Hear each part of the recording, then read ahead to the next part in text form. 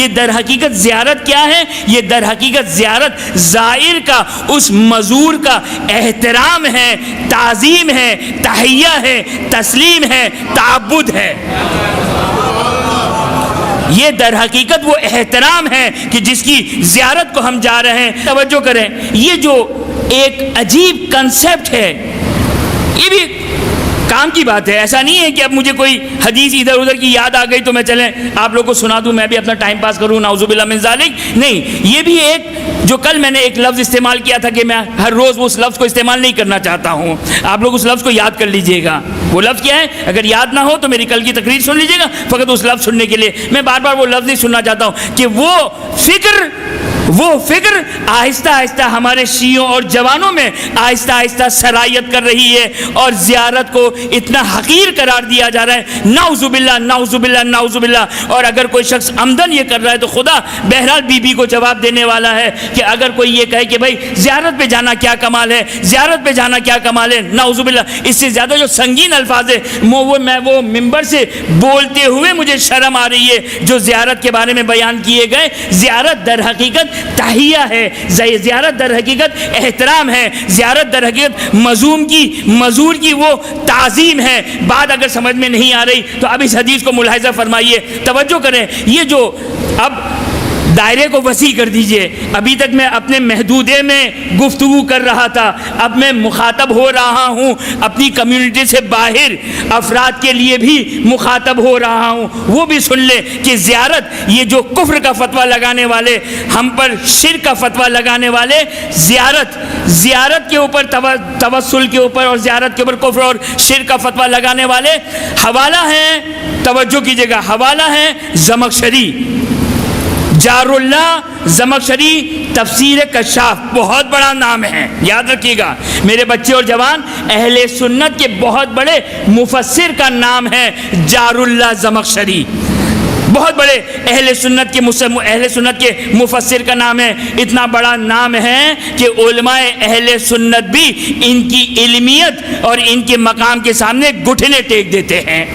اور ایک جملہ جو میں ہمیشہ ایک بات کہتا ہوں، اور اس زمانے میں اب اس کی زیادہ تاکید ہے کہ میں اس جملے کو ضرور بیان کروں، یاد رکھیے گا میرے بچے اور جوان یاد رکھیے گا، اگر کوئی فضیلت آل محمد کی فضیلت اگر غیروں کی کتاب میں اگر آ جائے، آنکھ بند کر کے اسے لے لیا جائے، نہ دیکھا جائے کہ اس کی سند صحیح ہے یا نہیں، اس کا راوی کون ہے یا نہیں، اس کا راوی ضعیف ہے یا نہیں، یاد رکھیے گا۔ اور بالخصوص جتنا بڑا متعصب وہ مفسر ہوگا، عالم ہوگا، جب وہ اپنی کتاب میں فضیلت اہل بیت اطہار علیہ السلام بیان کر لیں تو یاد رکھیے گا یہ فضیلت اتنی حتمی ہے، یہ فضیلت اتنی یقینی ہے، یہ فضیلت اتنی سرٹن ہے، یہ فضیلت اتنی یقینی اور 100% ہے کہ وہ مجبور ہے کہ آل محمد کی اس فضیلت کو لکھے۔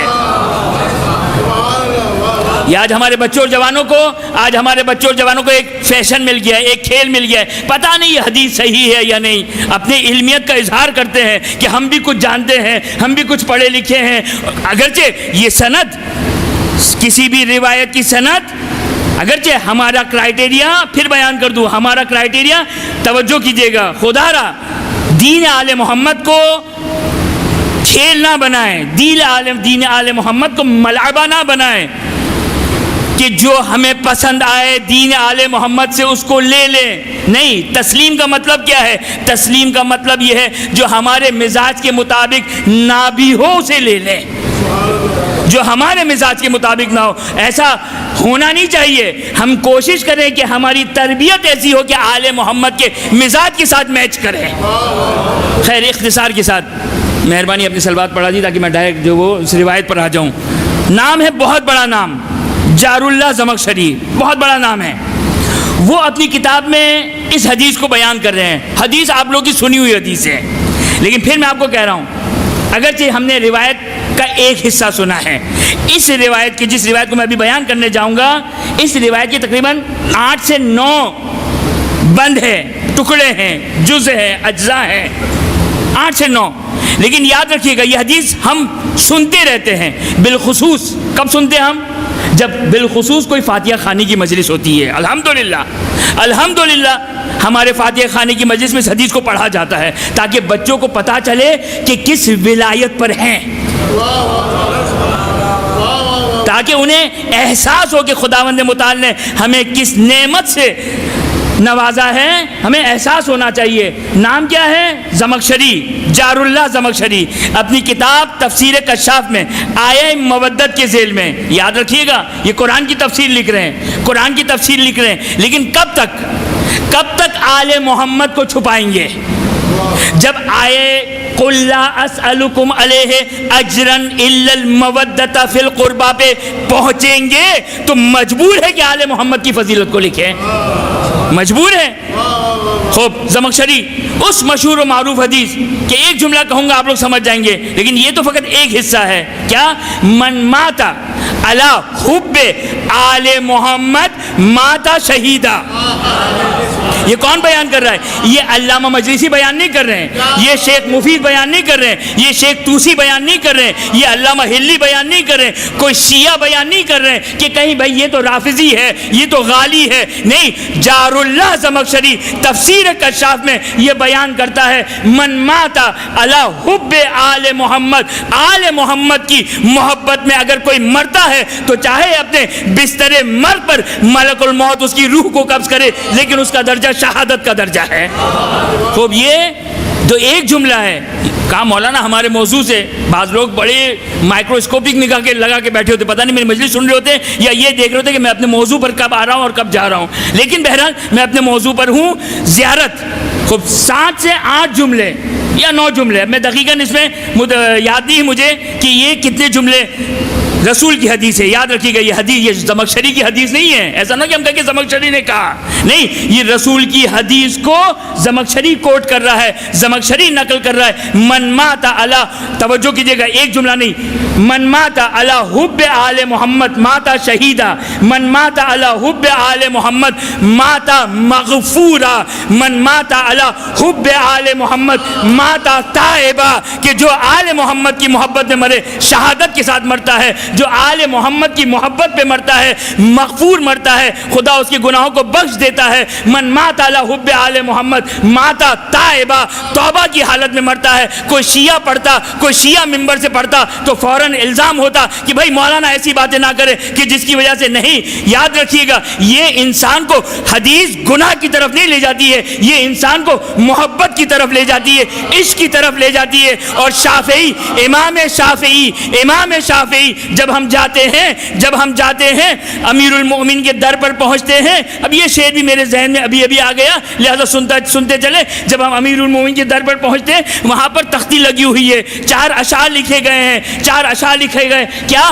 علی حبہ جنہ. یہ کس کے اشعار ہے؟ یہ میرے اشعار نہیں ہے, یہ علامہ ہلی کے اشعار نہیں ہے, یہ مقدس اردبیلی کے اشعار نہیں ہے, یہ کسی شیعہ کے عالم نہیں ہے. امام شافعی, اہل سنت کے امام شافعی کے اشعار ہے. فرماتے علی حبہ جنہ, علی وہ ہے کہ جس کی محبت جہنم کی آگ سے سپر ہے. کہہ رہا ہے یہ امام شافعی.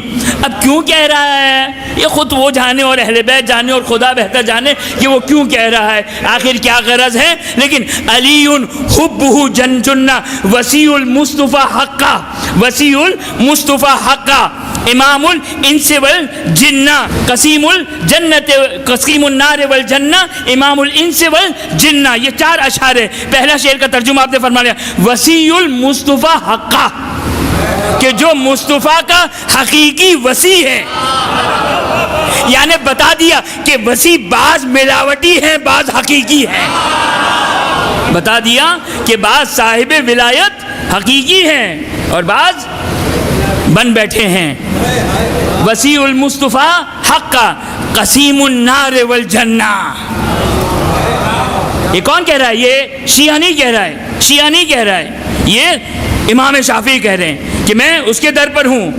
علی حبہ جنہ وسیع المصطفیٰ حقہ قسیم النار والجنہ، کہ جب کسی نے امیر المومنین کے سامنے حضرت ابو طالب سلام اللہ علیہ وآلہ، کہ جب حضرت امیر المومنین کے بعد سامنے جب جناب ابو طالب کے شان میں گستاخی کی اور نعوذ باللہ اہل نار سے تشبیہ دی، تو امیر المومنین یاد رکھیے گا کہ یہ خطیب تو جذباتی ہو سکتا ہے لیکن علی ابن ابی طالب جذباتی نہیں ہو سکتے۔ ما ینطق عن الہوی ان ہوا الا وحی یوحی، علی جو بھی کہے گا وہ وحی الہی سے متصل ہے۔ جب امیر المومنین کو جلال میں لے کر آ گئے تو امیر المومنین نے کہا تو کہتا ہے میرا باپ جہنم میں جائے گا، جبکہ اس کا بیٹا وہ ہے جو جنت و جہنم کو تقسیم کرنے والا ہے۔ امام الانس والجنہ، یاد رکھیے گا امیر المومنین کی ولایت، امیر المومنین کی ولایت، امیر المومنین کی ولایت فقط مجھ پر راج پر نہیں ہے۔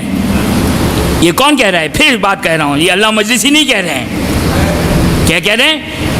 امام الانس والجنہ، وہ علی ابن ابی طالب کہ جس کی ولایت کا احاطہ، جس کی ولایت کی وسعت، جس کی امامت کی طاقت انسانوں پر بھی ہے، جنات کے اوپر بھی ہے، انسانوں کے اوپر بھی اور جنات کے اوپر بھی ہے۔ یہ تو اب امام شافعی کی معرفت تھی، لیکن انشاءاللہ آگے جا کے ہم بیان کریں گے کہ بہرحال ولایت کا احاطہ کیا تھا۔ لیکن آپ نے توجہ فرمایا کہ اب میں ایک جملہ بیان کر کے آج کی حد تک وقت تقریباً ختم ہو گیا، لیکن اب زمخشری کا یہ جب بات کم از کم مکمل کر لوں، یہ زمخشری من مات علی حب آل محمد ماتا شہیدہ، من مات علی حب آل محمد ماتا مغفورہ، من مات علی حب آل محمد ماتا تائبہ۔ اس کے بعد کہتے کہتے کہتے زمخشری ختمی مرتبہ کی روایت کو بیان کر رہا ہے۔ کھول لیں اپنی کتابوں کو، کفر کا فتویٰ لگانے والے، شرک کا فتویٰ لگانے والے، اہل بیت کی زیارت پر کفر اور شرک کا فتویٰ لگانے والے اپنی کتاب تفسیر کشاف کو کھول لیں۔ کیا کہتے ہیں؟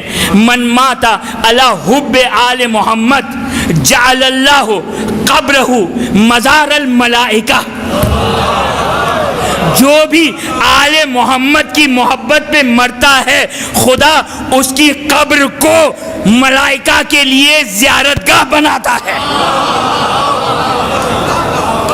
یعنی مولا حسین کے ادنا خادموں کی قبر ملائکہ کے لیے، ملائکہ کے لیے زیارت گاہ ہے۔ اللہ اکبر! بس یہی سن کر انسان کی آنکھوں میں آنسو آ جائے۔ اللہ اکبر! ارے ان لوگوں کا احترام ہو رہا ہے جو آل محمد کی جوتوں کی خاک ہے۔